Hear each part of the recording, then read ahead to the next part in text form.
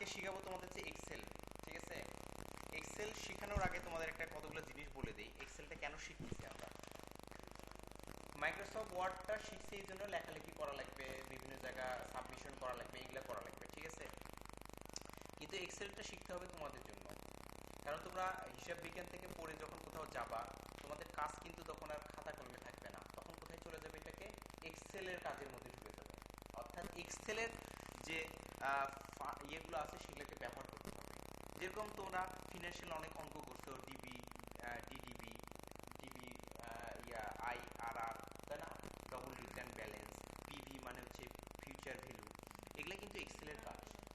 Present value আছে, future value আছে, তাই না? তারপর নিট পার আছে, এগুলো অনেক কিছু আছে। এগুলো সবগুলোই কিন্তু তোমার এক্সেলের ভিতরেই করে দেওয়া আছে। ঠিক আছে, এখন তোমরা যদি বলো আমি তো ফার্স্ট ক্লাস পাইছি, তা আমি তো চাকরি ভালো পাবোই।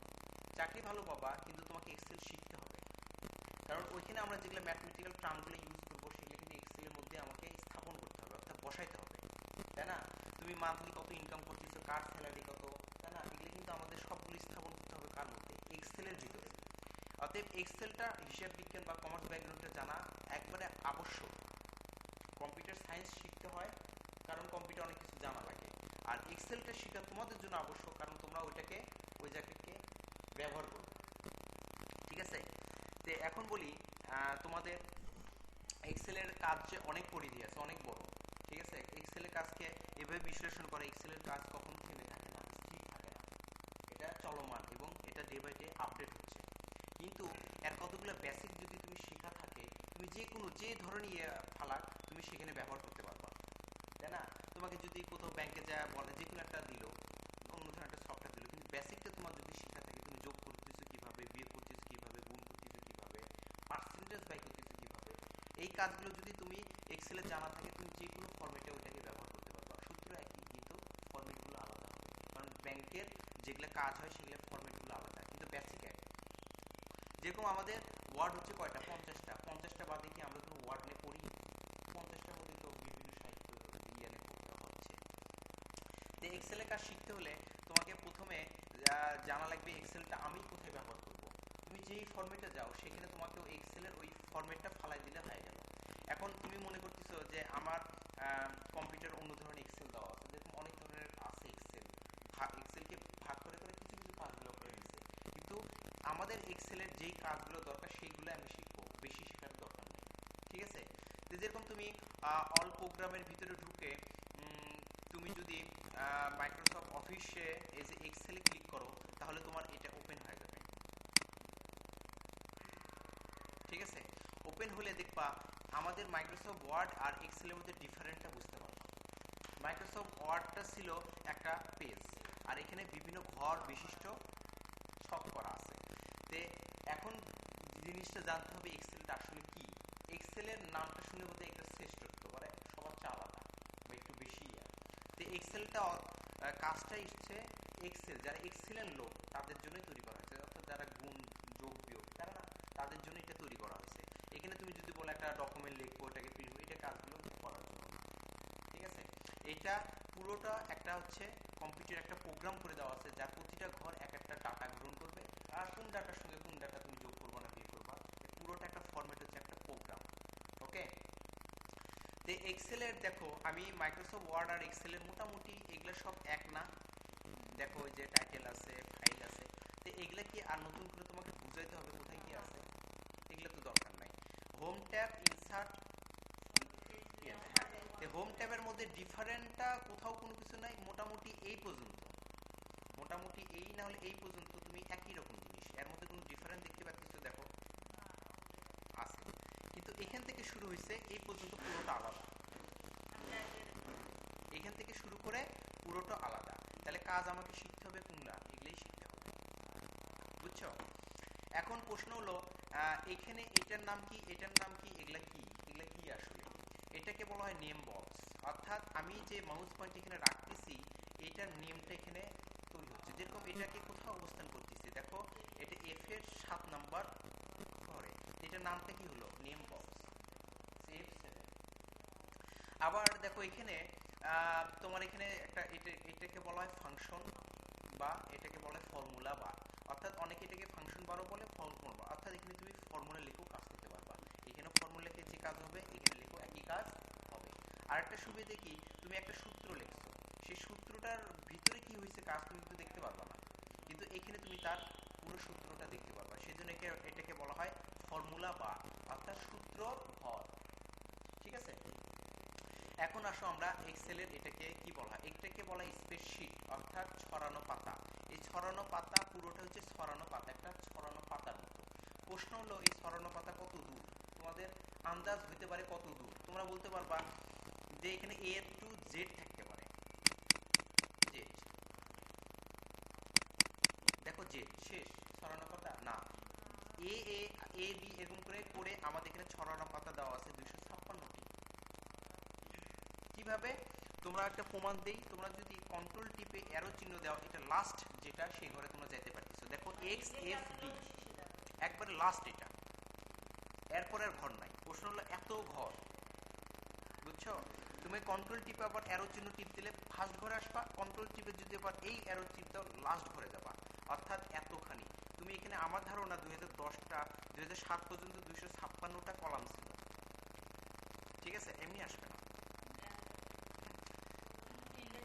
ঠিক আছে, তাহলে এই ঘর পর্যন্ত। এখন এটা কত, যদি এই পাতাটাকে যদি আমরা পৃথিবীর কোনো মাঠে ফেলাইতাম তাহলে এটা কত বড় হতো জানো? ছড়ানো পাতা এমনি বলেনি, আমার মনে হয় কয়েক মাইল হবে, এত বড় হতে পারে না, অস্বাভাবিক কিছু না।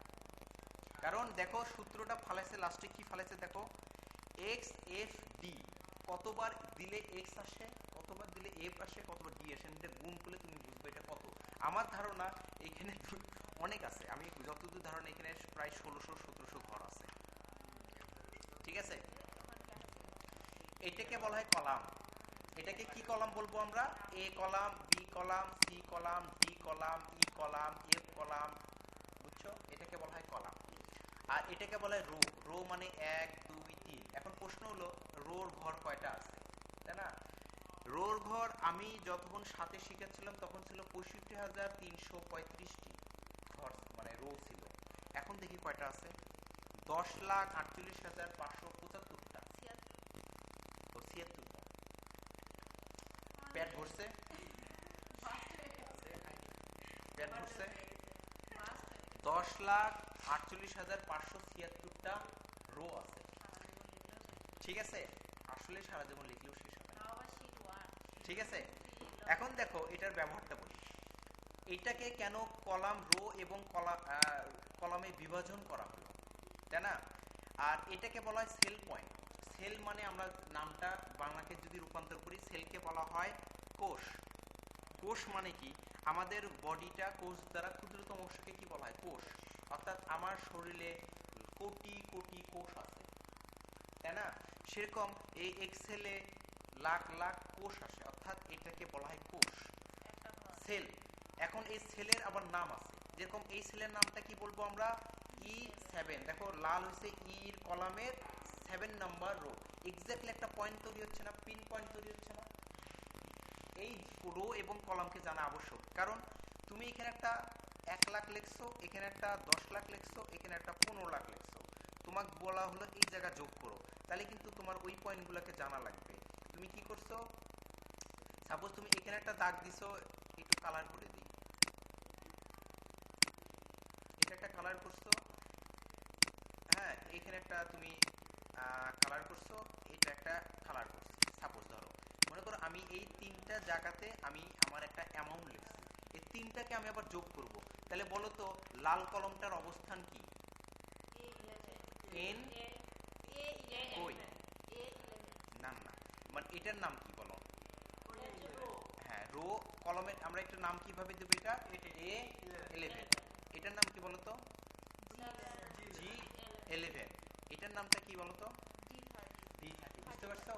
এক্স্যাক্টলি পয়েন্টগুলোকে আমরা ধরে ওটাকে যোগ করে দেবো, তাহলে আমরা বুঝতে পারতেছি সেল পয়েন্ট এক একটা পয়েন্ট।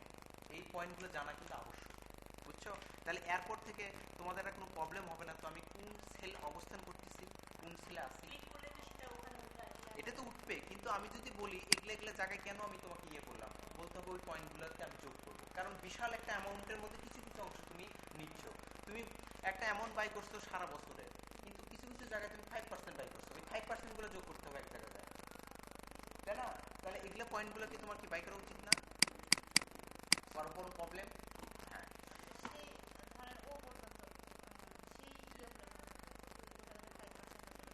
ওইটা তো পরে শিখাচ্ছ, কথার কথা বললাম, তাই না? সব জায়গায় 5% মানে কিছু কিছু জায়গায় 5%, ওগুলো তো তোমার যোগ করতে হবে এক জায়গায়। ঠিক আছে, ওকে। এখন দেখো, এখন প্রশ্ন হলো একটা পাতা দিল মাত্র এক্সেল, আর পাতা কই? এত কিপটে হলো কেন, তাই না? এখানে তোমরা যদি এখানে শীট 1, এটা কি শীট 2, এটা শীট 3, এইভাবে তুমি যদি এখানে ক্লিক করতে থাকো, তুমি কত হাজার শীট পাইতে পারো চিন্তা করো, পেট কি ভরবে? অর্থাৎ পৃথিবীর শুরু থেকে শেষ পর্যন্ত এক একটা লোক জন্ম নিছে, তার জীবন বৃত্তান্ত তুমি এক একটা শীটে লিখবা। ঠিক আছে, এইভাবে তুমি চিন্তা করো পৃথিবীতে এ যাবত যত লোক এবং ভবিষ্যতে যত সব শীটগুলো একটা এক্সেল শীটে তৈরি করতে পারবা। বুঝছো? আমরা যখন বলি পৃথিবীর যত কত বালুকণা আছে সেই পরিমাণ সূর্য আছে এই ব্ল্যাক গ্যালাক্সিতে, মানে এই মহাবিশ্বে, সে এক একটা সূর্যর এরকম যদি আমাদের এক একটা পৃথিবী ঘুরে, তাহলে পৃথিবীতে কত প্রাণী থাকতে পারে, সেই হিসাবগুলো এক্সেলে তৈরি করার জন্য এত বড় একটা বানাইছে। বুঝছো না? এরকম ধরনের যারা গবেষণা করে, কারণ পৃথিবীর কোথায় কি কোন লক্ষ বছর পর একটা ধূমকেতু বাংলাদেশের উপর দিয়ে চলে যাচ্ছে, এটা বিজ্ঞানীকে কিভাবে বাই করে? আমরা তো খালি টাকার হিসাব বাই করি, ওরা তো ওরা কোটি কোটি হিসাব বাই করে। এই ধরনের কাজগুলো যদি এক্সেলে করা হয়, ঠিক আছে, তাহলে বুঝতে পারতেছি এগুলাকে এক একটা বলা হয় কি শীট। এই শীটগুলো যদি এখানে একটা চিহ্ন আছে, দেখো অ্যারো চিহ্ন, আর এই অ্যারো চিহ্ন দিয়ে তুমি আগাইতে পারবা, পিছাইতে পারবা। বুঝতে পারছো? তোমার যদি মনে হয় এই কলমগুলো অনেক ছোট মনে হচ্ছে, তুমি অ্যারো চিহ্ন দিয়ে একটু ঘুরাবা, বড় হয়ে দেখতে পারবা যার ভিতরে আসলে লিখছে দেখি। এই কন্ট্রোল ধরে মাউস পয়েন্ট ঘুরাবে, এটাকে আরো ছোট করে নিতে পারবা, আবার ইয়ে করবা, ধরতে পারবা। অতএব সবসময় তোমরা এখানে 100% চেষ্টা করবা, 100 ওয়ার্ড। তাহলে এটা হচ্ছে একবারে পারফেক্ট। হ্যাঁ, পারফেক্ট, এটা হচ্ছে একবারে পারফেক্ট মাপ শিটে। বুঝতে পারছো? এখন এই শিটগুলোর আবার এগুলাকে বলা হয় এক একটা শিট। বুঝতে পারছো? এই শিটগুলো তুমি যত বড় তৈরি করে নিতে পারবা। এগুলাকে আমি কালকে ভ্যারিয়েশন করে দেখাবো, এগুলোর নামগুলো চেঞ্জ করা, কালার করা, এগুলো পরের কাজ। এইখানে দেখো কিছু চিহ্ন আছে, এটাকে বলা হয় নর্মাল সাইজ, অর্থাৎ নর্মাল ভাবে আমাদের যেটা থাকে সেটাকে নর্মাল সাইজ বলা হয়।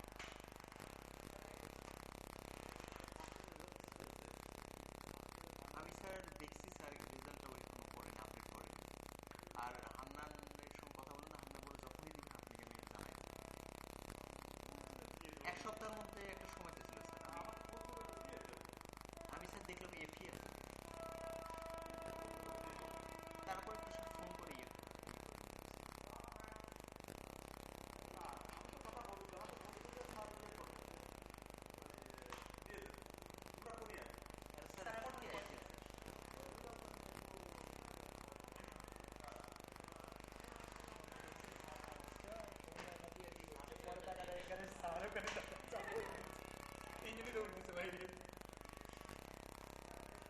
ঠিক আছে, এটাকে বলা হয় নর্মাল সাইজ, অর্থাৎ নর্মাল মানে কি আমাদের এক্সেল শিটে নর্মাল ভাবে যেভাবে থাকে সেটা।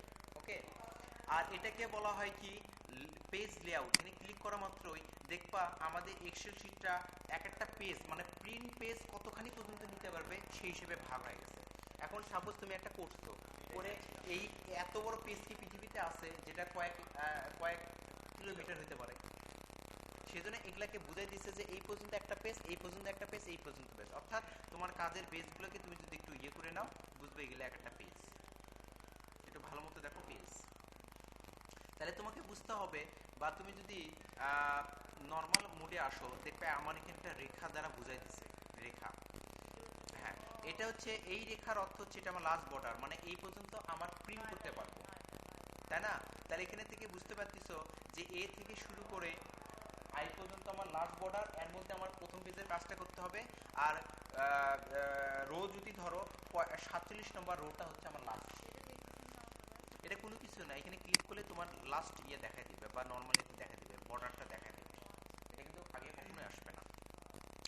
আর এটা হচ্ছে তোমার ক্লিক করে দিলে ব্ল্যাঙ্ক, কোনো কিছু দেখাবে না, এটা বলে ব্ল্যাঙ্ক করে দেখাবে। তাহলে আজকে আমরা শিখলাম কি দেখো, এক্সেল শিট ওপেন করা, এক্সেল শিট লিস্টের মধ্যে যেগুলো আছে যেরকম রো এবং কলামের বিভাজনগুলো দেখাই দিলাম, তারপর শিখালাম শিটগুলোকে তৈরি করা, হ্যাঁ, আর একটা শিখালাম তোমার লাস্ট প্রিন্ট অপশনগুলো। ঠিক আছে, তাহলে আমরা মোটামুটি এখান থেকে যদি ধরি, তাহলে এখানে আমরা আস্তে এক একটা জিনিসের একটু নামগুলো একটু শুনে নিই, এখানের মধ্যে নামগুলো কি। যেরকম এটাকে বলা হয় কি মেনু বার, তাই না? এটাকে বলা হয় ফর্মুলা বার, পারবা না এখন? কারো কোনো সমস্যা থাকবে? এটাকে বলা হয় নেম বক্স, তারপর এটাকে বলা হয় সেল পয়েন্ট, এগুলাকে এক্স্যাক্টলি এক একটাকে বলা হয় সেল পয়েন্ট। এটাকে বলা হয় স্প্রেডশিট শিট ট্যাব, এটা যেগুলোকে শিট ট্যাব বলা হয়। আর এগুলা হরিজেন্টাল বার, অর্থাৎ যদি তুমি বড় করো ছোট করো হরিজেন্টাল বার এমনি তৈরি হয়ে যাবে। বুঝতে পারছো?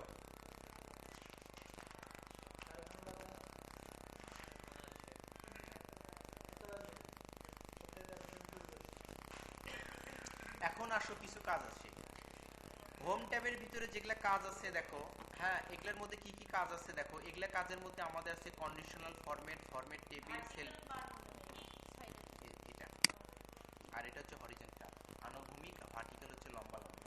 ওকে, ইনসার্টের ভিতরে যেগুলা কাজ আছে দেখো একটু আলাদা করে দিছে না, মাইক্রোসফট অফিসের চেয়ে কলাম, লাইন, টি একবারে আলাদা করেই দিছে। পেজ লেআউটের ভিতরে একই কাজ, ফর্মুলার মধ্যে যে কাজগুলো আছে এগুলো শিখাবো আমি। ফর্মুলার মধ্যে কিছু কাজ আছে যেগুলো তোমাদের শেখা আবশ্যক, যেমন ধরো ফর্মুলার মধ্যে রিসেন্ট যেগুলো আছে সেগুলো ব্যবহার করা হয়, কিন্তু ফিনান্সিয়াল অনেক সূত্র আছে দেখবে কিনা, মোটামুটি ফিনান্সিয়াল যত সূত্রগুলো আছে আমি তোমাদের অর্থনীতি সূত্রের ভিতরে এগুলো শেখাবো। যেমন দেখো DB, decline balance, double decline balance, PV মানে এফভি অর্থাৎ ফিউচার ভ্যালু, আই আইপিএমটি, তাই না? তারপর আইআরআর, তারপর এনপিভি, এনপিইআর, এই ধরনের কাজগুলো আমি তোমাদের যখন ফর্মুলার শিখাবো তখন। লজিক্যালের মধ্যে কেন শিখাবো, লজিকটার মধ্যে এই জন্য প্রয়োজন হচ্ছে যখন আমরা গ্রেড পয়েন্ট বাই করব বা কারো বয়স নির্ধারণ করবো, অনেক কাজগুলো আছে যেগুলো লজিকের মাধ্যমে কাজ করতে হয়। যেমন আমি যদি রাজা হই তাহলে গরিবকে সাহায্য করব, সেই ধরনের লজিকের কাজগুলো এখানেও আছে। তুমি যদি এ গ্রেড মানে 80-র উপরে পাও তাহলে তুমি এ প্লাস, 80-র নিচে পেলে তুমি কি পাবা, এ গ্রেড। এই যে আমাদের লাখ লাখ স্টুডেন্টের রেজাল্ট এট এ টাইমে দিচ্ছে কিভাবে, এইটা আমি দেখাবো তোমাদের। গ্রেড পয়েন্ট তৈরি করা এটা আবশ্যক তোমাদের শেখাটা, ঠিক আছে? হ্যাঁ, তারপর হচ্ছে দেখো এখানে শিখাবো, এটার অতটা প্রয়োজন নাই, এটা আমাদের লাগে না টেক্সট ইয়েতে। ডেট টাইমের কিছু কাজ আছে সেগুলো শিখাবো, মানে ডেটকে ফর্মুলা মানে ডেটগুলোকে ব্যবহার করা। ওকে, আর লুকআপ ভ্যালুর কাজগুলোর মধ্যে একটা লুকআপ ভ্যালু কাজ দিয়ে আমি তোমার পুরো সূত্রটাকে অ্যাট এ টাইমে শেষ করে দেবো লুকআপ ভ্যালুর কাজগুলো দিয়ে। আর ম্যাথ অ্যান্ড ট্রিক্স এগুলো তোমাদের খুব একটা লাগে না, এখানে ম্যাথ অ্যান্ড ট্রিক্স এর মধ্যে আছে লগের অঙ্ক আছে, তারপর ইয়ার অঙ্ক, অ্যালজেব্রার অঙ্ক, অনেক কিছু আছে, সামের অঙ্ক আছে। তো এগুলাকে আসলে ওটা অরিজিনাল ভাবে ভাগ করছে, মানে আমাদের ম্যাথগুলোকে ইন্ডিভিজুয়াল ভাবে ম্যাথমেটিক্স টার্মগুলো, ফিনান্সিয়াল অ্যানাল, তারপর যেগুলো আছে এগুলোকে সবগুলো ভাগ করছে, এগুলো শিখে দিব আমি তোমাদের। কিন্তু প্রশ্ন হলো যদি আমি ফিনান্সিয়াল সূত্র একটা একটা করে ম্যাথ যদি আমি তোমাদের শিখাতে চাই তাহলে এখানে কতগুলো সূত্র, তাহলে কতদিন লাগতে পারে। কিন্তু তোমাদের আমি যেই কয়টা দরকার সেই কয়টা শিখে দিলে তোমরা তো বুঝতে পারবে আসলে ঘটনাটা কি, ঘটনা জানলে তো তোমরা সূত্রগুলো ব্যবহার করতে পারবে, বুঝছো? এখন হোম ট্যাবের মধ্যে যেগুলো কাজ আছে কালকে থেকে তোমাদের আমি একবারে পুরো এক্সেল শিটে তৈরি করে দিব, মানে কাজ একবার হাতে কলমে যোগ করা, বিয়োগ করা, গুণ করা, ভাগ করা, এগুলো শিখিয়ে দিব। কিন্তু আজকে তোমরা একটু দেখে নাও এক্সেল শিটের এগুলো একটু ঘাটাঘাটি করে নাও, ঠিক আছে? এক্সেল শিটে অনেক কাজ আছে যেগুলো তোমরা যদি মনে রাখতে পারো তাহলে তোমরা অনেক। আর একটা জিনিস মনে রাখবো, তোমরা সবাই এটার সঙ্গে একটা হ্যান্ড নোট বাই করে নিবা বা এটার সাইডে লিখবা, দেখবে আমি একটু ফাঁকা ফাঁকা করে দিচ্ছি, অনেক জিনিস আছে তোমরা যদি সাইডে একটু নিয়ে নাও। আমি কিন্তু এক্সেলের কাজ যখন শিখছিলাম তার 7 বছর পর তোমাদের আমি এক্সেল কাজ শিখছি, তাহলে বুঝো আমি ভুলে গেছি, আমি কিন্তু ভুলে গেছি, কিন্তু আমার কিছু হ্যান্ড রাইটিং বা কিছু কিছু জিনিসগুলো আমি লিখে দিয়েছিলাম বলে আমি এগুলাকে উদ্ধার করতে পারছি। ক খ যে শিখছে বা কেউ যদি সাঁতার শিখে 20 বছর পর যদি পানির মধ্যে ফেলা দেওয়া ভেসে থাকবে, ওর কিন্তু গ্যারেন্টি দিলাম আমি ভেসে থাকবে। সেরকম এগুলো কেউ যদি শিখে যায় তুমি 3 বছর পরে হোক 4 বছর পরে হোক এক্সেলে হাত দিলে বাই করতে পারবে অ্যাটলিস্ট, এই গ্যারেন্টি তুমি দিলাম। হ্যাঁ, আরেকটা জিনিস বলে দেখি তোমাদের আমি পিডিএফ কিছু এক্সেলের নোট দিব, কারণ ওই নোটগুলো হচ্ছে প্রায় 300-400 পেজের, এগুলো যদি আমি পেজগুলোকে আমি যদি প্রিন্ট হয়ে 400 পেজ মানে এত মোটা, এটা কি সম্ভব দেওয়া? পিডিএফ আকারে এই জন্য দিব ওই জিনিসগুলো তোমরা একটু ঘাটাঘাটি করবা, ওর মধ্যে অনেক শুনো ম্যাথমেটিক্যাল টার্ম যদি একটু ঘাটো, এখানে পি এর সূত্র, ওহো হ্যাঁ হ্যাঁ, তোমাকে এখানে অঙ্ক ম্যাথ পড়া লাগে, তাই না? মানে এগুলা যেরকম তুমি যদি বলা হয় ফিউচার ভ্যালুর মধ্যে কি কি আছে, তুমি যদি ফিউচার ভ্যালু এখানে কি কি ডিবি বেরোনো কস্ট থাকে, সেলভেজ থেকে লাইফ পিরিয়ড, তোমার ম্যাথ কি আর পড়া লাগবে ওখানে, ম্যাথগুলো বসে দিলে হয়। সেরকম হ্যাঁ, এগুলা যদি কিছু কিছু কাজ আছে সূত্র একবার দেখলে এনাফ, বুঝছো, দেখলে এনাফ। সেরকম এক্সেলে কিছু কাজ আছে খালি দেখবা ফালাবা, দেখবা ফালাবা, আর পড়া লাগবে না, বুঝতে পারছো? তাহলে নেক্সট ইয়ার থেকে তোমাদের একবার ফুল ফিল এক্সেলের কাজ দিয়ে আমি হাতিয়ে দেবো। আমার যতদূর চেষ্টা থাকবে যেন এক্সেলের কাজটা তোমরা এক্সেল ভাবেই শিখো। আর একটা জিনিস বলবো, যেই জিনিসগুলো শিখবা অবশ্যই হ্যান্ড রাইটের মাসে মাসে ওগুলো লিখবা তোমার মতো করে, তোমার মনের যেটা মনে থাকবে সেটা। অনেকগুলো নিয়ম আছে, একটা দুইটা নিয়ম জানলে না, সব নিয়ম শেখার প্রয়োজন নেই, তাই না? একটা দুইটা নিয়ম হ্যান্ড রাইটিং এর মাঝে মাঝে লিখে দিবা। যোগ বিয়োগ গুণ ভাগ একই, অনেক কাজ আছে যেগুলোকে তোমাদের ধরে নিতে হবে, ঠিক আছে? তাহলে নেক্সট আমি একবারে শুরু করে দেবো তোমাদের এক্সেলের,